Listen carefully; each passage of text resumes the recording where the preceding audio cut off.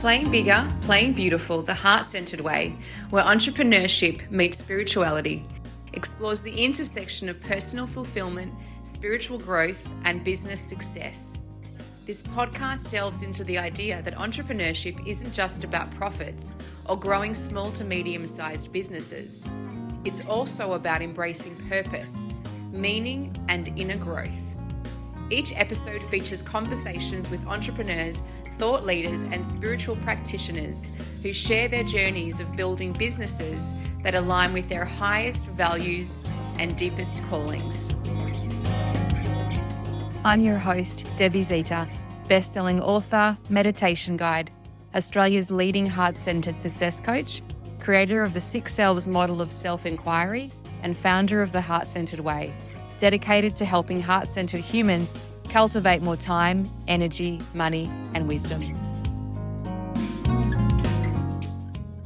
Dr. Angela, thank you so much for being here. I really appreciate it. Can you please let our audience know who you are and what it is that you do? Oh, of course. Thank you so much for having me, Debbie. I appreciate your invitation. Let's see. I am a person of many hats. If you were to find me on social media, it would say something like I'm a pastoral counselor and empowerment coach. I am a mediapreneur in that I have a radio show, a television show, a magazine, and a podcast. I am an international women's speaker, a breast cancer survivor, and advocate. And I am just on a mission to leave a legacy that says that I wanted to help women live boldly and live on purpose while honoring their faith. So, but I'm also, just a regular person, like everyone else that, wants to have their favorite ice cream or maybe a little slice of pie after dinner. I'm just a regular person as well. But I love the work that I do, and it really it brings joy to my heart. So I love every day that I'm here. It's so beautiful. Can you also tell us, with your gorgeous accent, where are you based? Thank you. So people do many times ask, what is that I hear? So I was born and raised in Virginia. We are based in Long Beach, California. So you hear a Southern drawl mixed with a little bit of palm trees and carefree of California. So it is a beautiful blend that kind of just encapsulates who I am, a person who is just honoring self and trying to be authentic and help everyone else be who they are, no matter where they are in the world. So I like to say from VA to CA, so from the East Coast to the West Coast, I am just a Southern gal trying to do her best in this world. How gorgeous. Can you please tell us, what does playing bigger, playing beautiful mean to you? Ooh, I like that. Playing bigger, playing beautiful. I love that. To me, playing bigger is not allowing yourself to dim your light just because someone else is awesome and amazing in the room. Playing beautiful or being beautiful in what you do, to me, ties into that being authentically yourself, whoever you are, whatever that looks like or sounds like, because someone needs to hear your voice. Someone needs to see your personality, the way in which you are supposed to bring it into the world. So when we are doing all of those things, we are allowed to be these bold women living confidently, living authentically, but we are also just human beings trying to be kind to each other, make our way along this path, and be the best people that we can be. So never play yourself small. Don't dim your light. Don't quiet your voice. Instead, speak when you should, be where you should be, shine as brightly as you can. On my website, it literally says, if I shine my light and you shine your light together, we can illuminate the way for those who cannot see. So do not play small. Be bold, be bright. Someone needs to see that light. So beautiful. It's reminding me, I've got a Marianne Williamson quote on my wall, which is all about, you play, you're a child of God, you're playing small does not serve the world. There is nothing enlightened about shrinking so other people won't feel insecure around you. Yeah. And I'm wondering for me, I go through moments and cycles in my own personal journey and professional journey.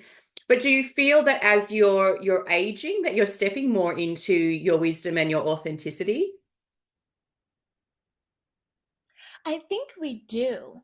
I feel that, especially as women, we start to kind of walk in that confidence a little bit more, but differently. We are the same, but different. To me, it is when you're younger, you have the audacity of confidence, right? Because you are so glad to be out of your parents' house. You're now an adult and you are going to do things the way that you see them, and the world is going to rotate according to your words. And we need that. We need the fire of the young adult, right? We need their audacity to speak up, to cross the line, to say what needs to be done, to keep pushing us forward, to challenge us a little. However, I think that as we start to age and mature, it's not that our fire burns any less. I think it's just a more intense fire. It may not be as tall, but it's gotten wider. It's gotten more rooted into whatever your cause, whatever your purpose is. It's kind of like barbecuing versus grilling. One is high heat and kind of gets done quickly, and the other is kind of slow and low. Everyone loves the slow and low meat. That's the stuff that you drive miles and miles for to, 3 or 4 cities over, because you want that. And I think that that is the same thing that we realize, not only as women, but as adults in general, that as we get older, we're starting to take the lessons that we've learned along the journey, and we're able to articulate them in a way that not only shows what we have gone through and what we have learned, but it encourages the listener that they too can do what we have done. So not just the audacity, but the wisdom and the assurance of, I know this road, I've seen this path before, and I know what to do. Even if it isn't exactly the same, I can take those life lessons and maneuver much better. Beautifully said. Can you please walk us through the early stages of your entrepreneurial journey? Oh, absolutely. So my early stages are, it's one of those stories of having to start over. Unfortunately, I started as a pastoral counselor, a small office in a historic building, but I was pleased as punch. I was so excited. I was finally doing exactly what I wanted to do. And I would say about 7 months into that, I found out that I had breast cancer.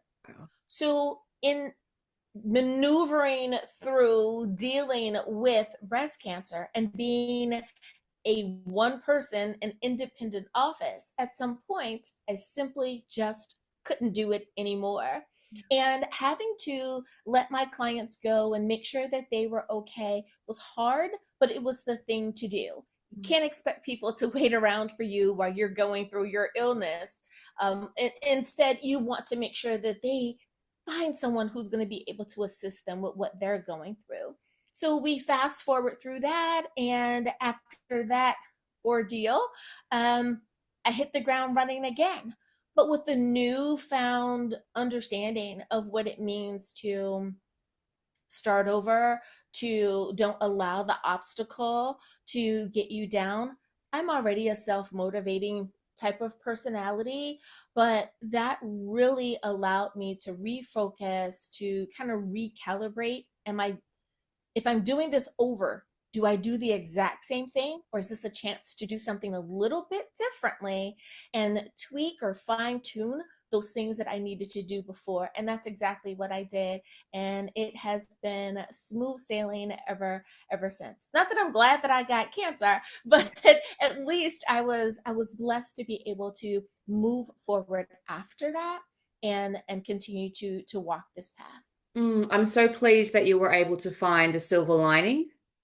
I've really Yeah. witnessed in friends and family that have been through cancer. It can go one of two ways, or we can go into our fear and feel very victimized and lost and overwhelmed. And I'm sure there are parts of that Yeah. journey, as well, or parts of that aspect of the journey, or we can choose to go into a place of grace Oh, and of love course. and surrender. Yeah. Hmm. Yeah, amazing. How have you aligned your business with your purpose? Yeah. And oh my goodness. I feel that first we have to ask ourselves, what is our purpose? What is our why? What are we doing? Right? What are we supposed to accomplish with this beautiful life of ours? Now, people have said this different ways. We have a sunrise and a sunset. What do you do with the dash? That line in between the day we are born and the day we become one of the ancestors. What do we do with this life that we are given? um, I believe that when we find out what our purpose is, what our why is, what we are supposed to do, what we are supposed to achieve, what we are supposed to do in our waking moments, it allows us to be the best version of ourselves, whatever that is. I had to tell someone one time, we can't keep telling everyone, oh, everyone should be an entrepreneur. That's not the script No. for everyone. Someone is supposed to be a teacher. Someone needs to be a bus driver. Someone needs to be a truck driver. Someone needs to be a judge, an attorney. Like, there's so many things that we can do and so many people that we need in order to make the world go round. So with me, I asked myself, who am I authentically? And it started with a conversation that I had with my then youth pastor. I'm sorry, pastor of my youth. Mhm. And I said, hey, I love sharing my faith. I love helping people. I have an ability to listen to people's problems and not judge. What do I do? I'm getting to that point and I have to make a decision.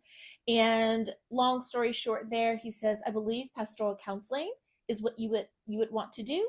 And I said, okay, great. I followed his advice. Love it. So, in my purpose, I want to help people be their best selves. I want to help you get through your obstacle. I want you to be able to move forward with whatever God has planned for you. Whatever your belief system is, though we may differ, I try to find the common denominator, and that is be kind, be loving, be gentle, be a good neighbor, those types of things, right? So if I can help you to achieve those things, then I can help you walk boldly in your faith, thus allowing me to walk boldly in my faith as well. And along the way, can I help you with your business? Perhaps that's what you've been called to do, to be an entrepreneur. Okay, how do you blend your faith with your business? How do you blend your faith with being a mom or Mm. whatever it is? And just seeing how can we make sure that you find this beautiful juxtaposition between your faith and who you are in the world. And in doing that, I have seen people go from stuck to unstuck, have their aha moments, and I love it, because I realize that it is not me that is doing that.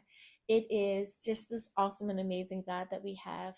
Some people may say great spirit, the great I am, whatever you choose to call our creator God. Having that energy, having that force within us, and allowing us to move between the two, it's a beautiful thing. Finding some way to be on common ground, I think, is my main mission. I love what you're sharing. Thank you so much. It's reminding me, I had a session yesterday with a client and we were talking about co-creation. So she was sort of stuck in I guess a masculine energy of controlling. Just that was, the part of the circumstances, she was on her own, and it was just part of how she had coped up until that point. And then I asked her if she would like to change that and invite Yeah. more of a feminine essence to come through and, work with, God, spirit, creator, true source, divinity, whatever we call it. And I'm always very mindful Yeah. because I really believe that language is quite powerful. So whoever's listening, please choose the word that resonates the Yes. most for you. But it's so powerful when we can co-create with that energy and realize that we're giving, we're also receiving, we're big, beautiful, powerful beings, but we're also a link in the chain as Yeah. well. Yeah, it keeps us humble, I feel. Oh, yes. Yeah. Absolutely. It, Yeah. it keeps us humbled, it keeps us grounded, and to me, it keeps us looking forward. And you're right, there are so many women, unfortunately, that have had to operate in their masculine energy for so long simply because they just have not had that counterpart, that male person to be um, that partner throughout life or for that particular time being. And when you are allowed to tap back into your feminine energy and just kind of be your best feminine self. I tell folks, if you're exhausted, if you're tired, it's probably because you have not been given permission to rest. You have to give yourself permission to be, a boss babe. You can be very much in your feminine and still be a leader and still be in charge, still be a role model, still be a mentee. So, settle a little bit more into that grace and mercy that we have been given as women, and don't lose that part of yourself. And I think that will definitely help, like you said, just help them calm, find that new balance. And sometimes that's the answer to that missing piece that they've been trying to figure out. Yeah, and it's also reminding me, it's like we can't sustain the journey if we're stuck in our masculine. The masculine might get us started. It's our momentum, it's the spark of inspiration. And I know I've done this having been through my own health challenges and burnout, but you can't sustain that. If you want to be able to No. have a business or a life that is joyful and balanced, well, balance is the key, I feel. It's really being able to say, I'm having a break. I'm eating right Yes. now. This can wait. I'll get to that meeting later. So yes, so important. It took me a very long time to figure that out. Dr. Angela, can you let us know, how do you overcome limiting beliefs and embody abundance? How do I overcome, or Yeah, how do I help others overcome? both. You can answer one or both, whatever you feel I to. think it is okay. Um, I find that with myself, Mm. I have to ask, and very much with my client base as well. Who told you that? Who taught you that? Mm. Yeah. Who showed you that? Right? Perspective. Who told you that you couldn't, that you shouldn't, that you weren't allowed? Many times we are carrying the residue of our past generations, of our grandmothers, our great grandmothers, of our mothers. Sometimes we are carrying the misinformation of our fathers and grandfathers. Whatever it is, a neighbor, a classmate, perhaps you were eavesdropping, didn't understand what you heard, and now you have misinformation nicely packaged and you're running around with it. We have to start to assess and ask, where did this come from? And is it serving me? If it is not serving me, I need to do away with it. The part that I think frightens people is, okay, I'll do away with it, but what do I replace it with? Yeah. It is the fear of the unknown. It is the fear of walking in this new sense of reality, of not carrying all the bags around of misinformation, of old information, of outdated resources, tools, and supplies. As we do with the things that we use in our workplace, I feel that we personally have to update, we have to reassess, we have to make sure that our tools and resources are up to date and that we're using them properly, because you can have a pair of scissors and not be using them properly. They're not going to cut too much if you're not using them properly, but they're still a tool. So we have to make sure that the things that we're utilizing are really benefiting not only ourselves, but future generations as well. What I do is what I teach. What I teach is what I have done as well. Now, living in abundance, living in that place of happiness and joy, to me is a must. I have had my chance to live in unhappiness, or my chance of living in scarcity or lack or in fear. In that, I've dealt with breast cancer. I could have, like you said, stayed there, but I chose not to. I chose to understand that my faith tells me, paraphrasing, that there's a plan, there's hope, and there's a future for the reader. I'm the reader. That means it applies to me. So I'm going to walk in that abundance. Now, whatever faith system you happen to believe in, we say, as in heaven, so shall it be on earth, as above, so below.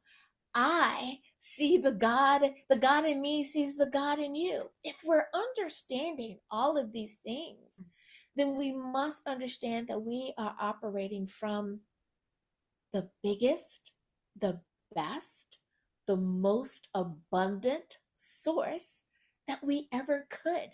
So why do we keep choosing to go over there? Don't do it. Stay right here where we are being blessed, where we are able to operate in that abundance, operate in that all knowing.